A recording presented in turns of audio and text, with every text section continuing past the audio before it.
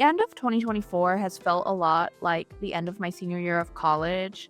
There are some parallels. I've been experiencing some deja vu, and coincidentally, that time of my life is also when I decided to go on this journey of being an artist, that I wanted to try and support myself through my art. So I wanted to take this opportunity to talk about my journey as an artist, how I started, how I got here, what I've done along the way, where I plan on going, and make sure to stick around for the end of the video where I'll be revealing January's monthly sticker collab reward design. So the big parallel is that the day after Thanksgiving this year, Black Friday, when I was having my big old sale, I came down with the flu and I was down bad. I was non-functioning over the weekend, and it reminded me of actually the spring break my senior year of college. Thankfully, I didn't have any plans that year because I came down with the world's worst sinus infection. I couldn't do anything. I couldn't get out of bed. I watched all of the movies that I could find on all the streaming services, and I eventually turned to YouTube just because I ran out of material, and I actually ran across an artist who was fully self-employed. She was supporting herself with her art through commissions, through her online shop, through her YouTube channel, and I fell in love.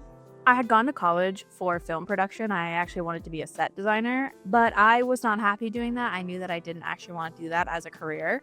It was fun for a little bit, but really long work days are not my vibe. I am a self-employed remote work kind of girl, and I hadn't really drawn in years. I was an artsy kid. I mean, I had taken art classes all through school, but when I got to high school, there were a lot of rules with creating our pieces and what we needed to do with them, and I didn't like that, and I thought, I don't want to be an artist if this is what being an artist is. Anyway, the point is, watching this artist's videos on YouTube made me realize I missed art. I wanted to draw more, and this looks like the kind of life that I wanted to lead. I wanted to make a living off of my own art. So the very first step was creating a specific art Instagram account. I separated it from my personal because at the time I wanted it to be strictly my art. If you follow me now, you know that that is no longer the case.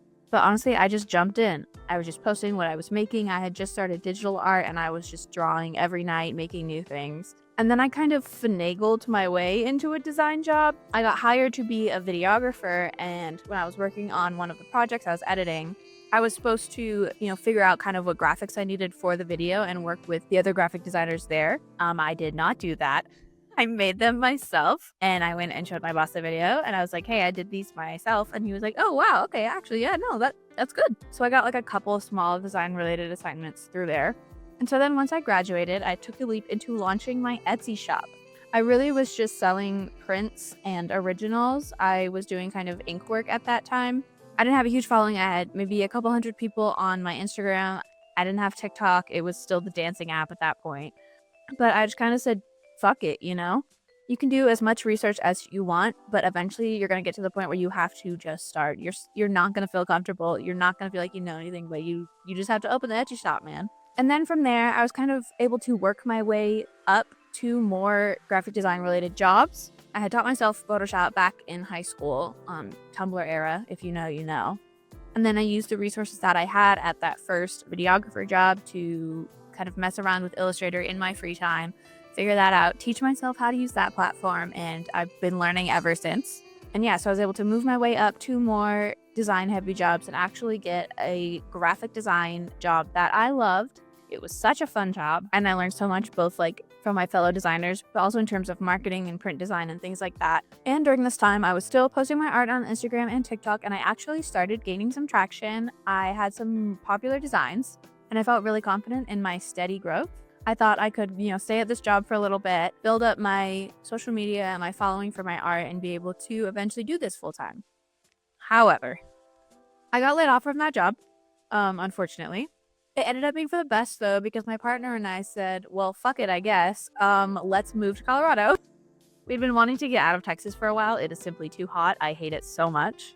My partner was able to get transferred through his job. We didn't really have like a place in mind. So at the time I was like, I'm just not going to worry about finding a job yet until we know where we're going. I'm just going to try and make my money off of my art. And here's where I got lucky. I went viral.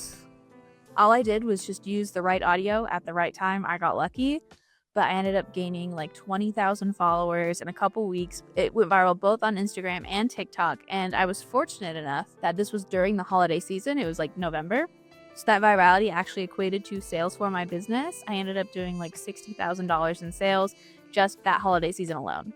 It was a very crazy time in my life. It was absolutely terrifying having just that much attention, that many orders. But at the same time, I was so grateful to be getting such a positive response to my designs. And because of those sales, I had some money saved up and I went into 2024 attempting to be fully self employed. So, over this last year, I've been working on my online shop. I started selling my art in person. I joined a local artist and makers co op. I've been doing some wholesaling, some freelance gigs. All of that to say, my journey as an artist is still ongoing. I've picked up some odd jobs here and there. I had a 3-month contract job, so I'm not really fully self employed. I'm currently looking for more freelance opportunities and contract jobs, but that doesn't mean my dream is dead. Getting a job right now does not mean I won't be fully self-employed in the future, okay? Things change, things happen, and I'm going with it. But back to the beginning of this video where I got sick over Thanksgiving and remembered my senior year of college. I remembered just how much I enjoyed watching those art videos and how much I dreamed of that being my life. So I thought, why don't I make my own? And that led me to here, making my first YouTube video. This has been a crazy journey up until now. I've gone back to my roots of making what makes me happy. I kind of got on a path where I was making social media content that I knew would do well, but I didn't love making. Thankfully, I remembered that I wanted to be an artist, and what I wanted to post about was my art. So that's what I'm going to be doing moving forward, making the art and the videos and the content that makes me happy and that I enjoy doing, because this is my dream job, but it's also supposed to be fun. Thank you so much for watching this video. I would love it if you joined me on my artist journey. You can join here or over on my Insta. And if you like this little fox drawing, you can join my monthly sticker club over on Patreon. This is the design for January. I had a lot of fun making it, and I can't wait to see y'all in my next video.